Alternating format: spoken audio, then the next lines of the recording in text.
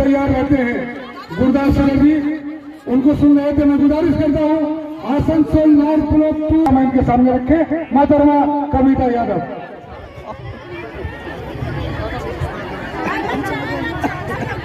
मंच के संचालक को धन्यवाद और हमारे नॉर्थ ब्लॉक 1 के नॉर्थ ब्लॉक 1 के प्रेसिडेंट দলীয় কর্মসূচি গত পরশু দিনে বলেছিল ব্লকে ব্লকে মহিলাদের সভা করতে।